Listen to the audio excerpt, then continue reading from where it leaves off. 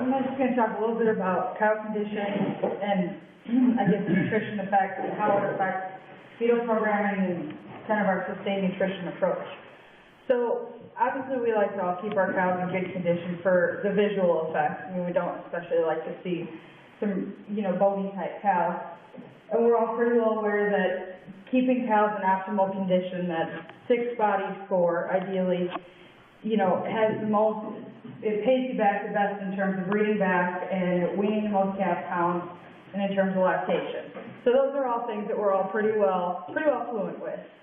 But also, I guess, keeping cows in optimal nutrition, keeping them on a regular plane, making sure that you're meeting their nutritional requirements on protein and energy, vitamin and mineral requirement for all year long, but all 3 trimesters is really my real concern, rather than, the open period obviously is still important, but all 3 trimesters rather than just emphasizing on the 3rd will really, really pay us back. The universities are starting to do some pretty significant research on fetal programming and, I guess, sustained nutrition effects on fetal programming. And what I mean by that is how we can alter those calf carcasses before they ever even hit the ground. I'm talking about during gestation and as, from conception on, what we do to that cow and how it affects how many calf cows we're ultimately going to wean, over a year and a half from then, or over a year from then. So, that's probably not something you guys think about from the time you kick the bull in. What are we doing to our cows, and is that going to make a difference on how many calf counts we wean? Normally, we start thinking about maybe 3rd trimester, we're starting to get a little more geared up and putting our calf packs together, making sure we got everything, like our cloths and our scouter. But, we're not necessarily thinking about, okay, what am I doing that's going to put an extra 50 pounds on? If we just change that cow plate of nutrition, or make sure she's getting everything she needs all the way through, we have really a great opportunity to change the composition of that calf enough to help put some serious pounds on. And those are kind of like free pounds, a whole lot cheaper pounds. And when they're worth $1.50 or so at 5 weights, it's probably worth it. It's probably worth maybe putting a little more into that cow while she's gestating than to hurry up and trying, either versus putting more creep into that calf later on or doing different things, or all together, just really compound and see how many more pounds you can wean. So I guess what I mean, and it comes back to I'm going to give a mini myology and physiology lesson, but it's how the calf or how the fetus develops.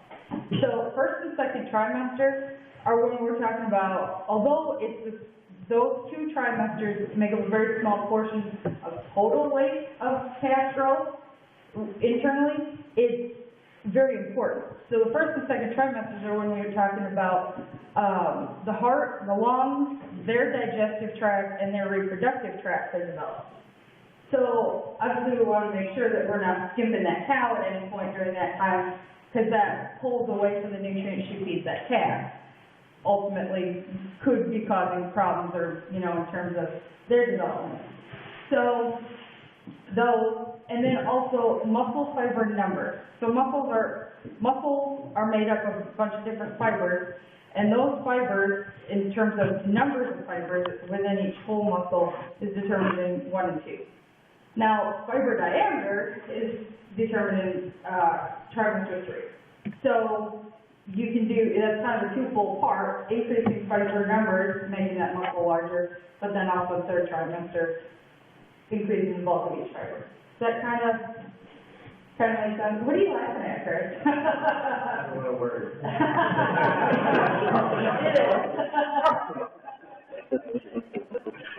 And this is like number 9.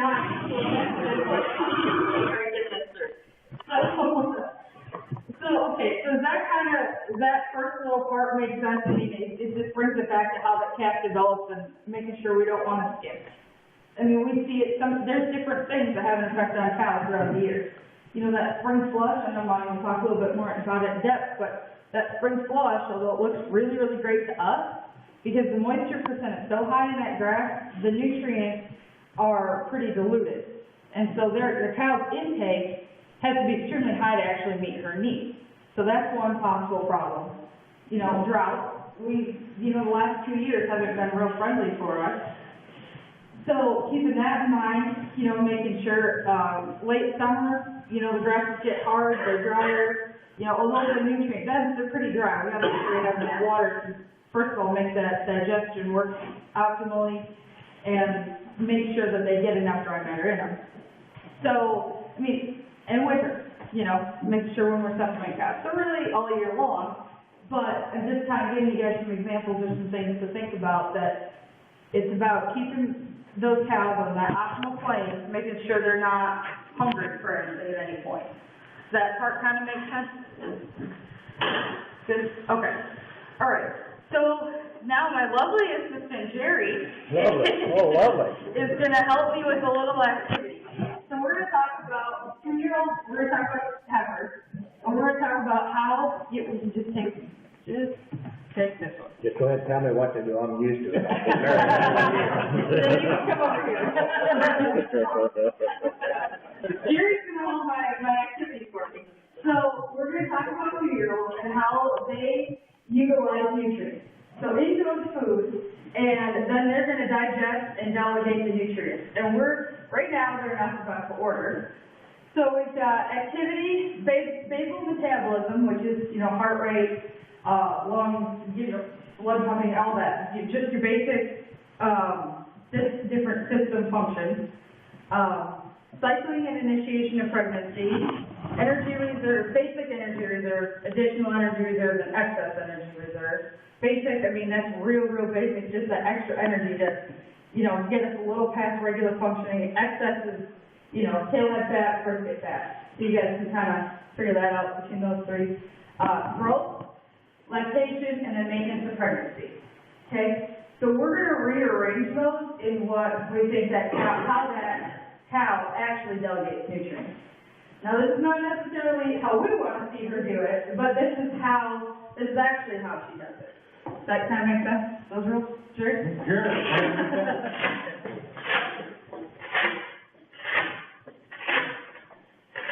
Does anybody want to volunteer to do this themselves?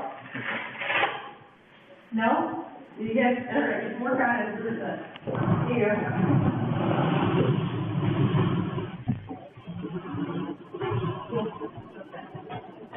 So, who's got the first one? What's the primary way she uses energy?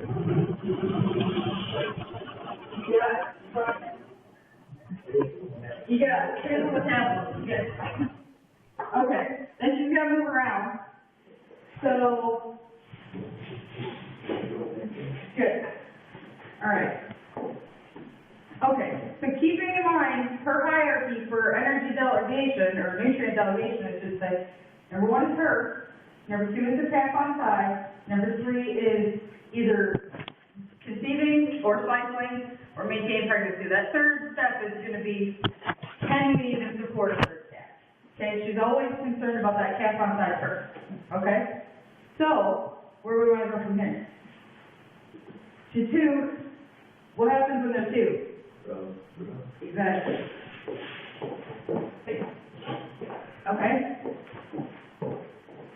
What's important to you guys up here? Well, who has some stuff that you guys want to see? Lactation. Lactation is important, yeah. But we got 1, see if you got it. Yep, general reserve first. Just enough to make sure that she's not just skimping by. She's going to take care of herself first. And then we've got lactation. She's on calf number 2. Exactly. Now there's something really important out here that pays the bill. It's how important is this to you? Cycling, maintenance, or initiation of pregnancy? Exactly. Because that calf outside is great, but we want to make sure she's going to keep being productive. Where does this fit, you guys? Cycling and maintenance of pregnancy. Or initiation of pregnancy, I'm sorry. Do you think it's right up here, or do you think that's closer to the bottom? Bottom. Yeah. It's second to last. The only thing that's underneath her, or underneath that, is that excess energy reserve. So, I mean, I'll fill in the other two blanks, but I guess that's kind of my shocker point, or what I'm really trying to drive home, is that it's really important to us. That's what continues to pay the bills, making sure we get those cows to, recycle on time, so we keep our calves within that window, so we keep having calf every year. So it all just feeds down. We gotta make sure that we're hitting that nutrient priority, to make sure she gets all the way down to the bottom.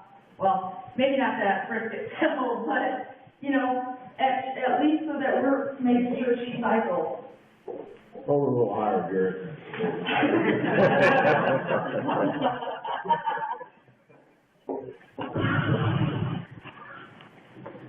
So there you go. So questions, comments? It's probably not anything that you guys aren't used to. You already know this. I mean, you all have raised cattle long enough to know how this works out. Thank you very much, Jerry. Oh, that was great.